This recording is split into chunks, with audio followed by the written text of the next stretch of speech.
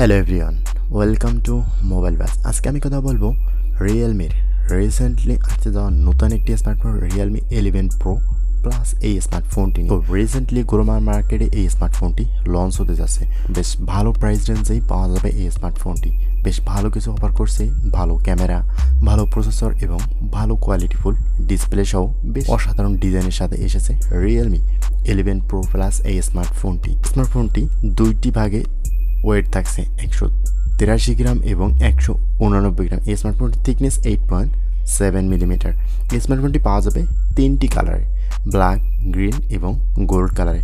তবে এই স্মার্টফোনটি আরেকটি বিষয় হচ্ছে এটি লেদারের ব্যাক প্যানেল ব্যবহার করা হয়েছে, যা দেখতে বেশ প্রিমিয়াম এবং গুড লুকিংয়ের, এবং ক্যামেরা মডিউলটিও বেশ অসাধারণ।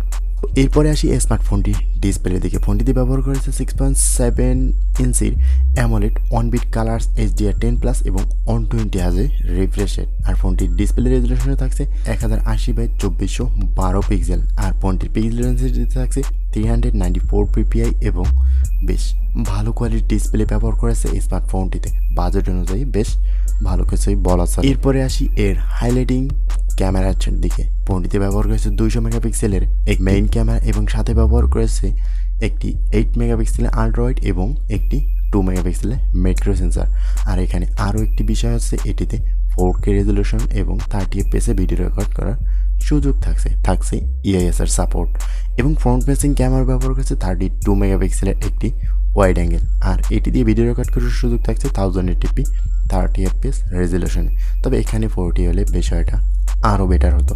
তো এই বাজারে এই স্মার্টফোনটির ক্যামেরা আপনার কাছে কতটা বেটার মনে হতে পারে অবশ্যই কমেন্ট করে জানাবেন। এরপর আসি এই স্মার্টফোনটির পারফরমেন্স সেকশনে। এই স্মার্টফোনটি রিয়েলমি UI 4.0 এর সাথে রান করবে অ্যান্ড্রয়েড 13। ফোনটিতে চিপসেট হিসেবে ব্যবহার করেছে মিডিয়াটেক ডায়মেনসিটি 7015 এর 6 ন্যানোমিটার একটি চিপসেট, যেটি 2.6 GHz অক্টোকোর, এবং জিপি হিসেবে থাকছে মালি G68।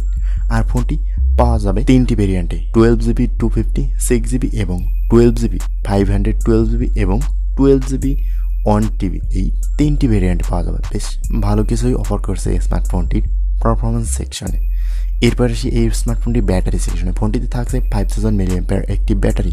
আর দ্রুত চার্জিংয়ের জন্য ফোনটিতে ব্যবহার করেছে 100 ওয়াটের একটি বেস্ট কোয়ালিটিফুল চার্জার। খুব দ্রুত এবং রিসেন্টলি চার্জ করার মতন ক্ষমতা দেওয়া হয়েছে এই স্মার্টফোনটির চার্জিং। আর ফোনটির কানেক্টিভিটি সিস্টেমে থাকছে stereo speaker, 3.5 millimetre headphone Jack, ভালো কোয়ালিটির সাউন্ড পাওয়া যাবে এই স্মার্টফোনটি দিয়ে। আর ফোনটির সিকিউরিটি সিস্টেমে থাকছে আন্ডার ডিসপ্লে ফিঙ্গারপ্রিন্ট সেন্সর। এছাড়াও কানেক্টিভিটিতে আরও থাকছে ব্লুটুথ 5.2, USB Type-C পোর্ট এবং ব্লুটুথ এবং ডুয়াল ব্যান্ড ওয়াইফাইয়ের সাথে NFC। আশা করা যায় 60,000 টাকার নিচে এই স্মার্টফোনটি হয়তো পাওয়া যাবে বাংলাদেশ মার্কেটে। যদি লঞ্চ হয় আপনার কাছে কেমন হতে পারে এই স্মার্টফোনটি অবশ্যই কমেন্ট করে জানাবেন। আজকের ভিডিওটি এই পর্যন্তই। কথা হবে নেক্সট কোনো ভিডিওতে। ততক্ষণ পর্যন্ত ভালো থাকবেন, সুস্থ থাকবেন।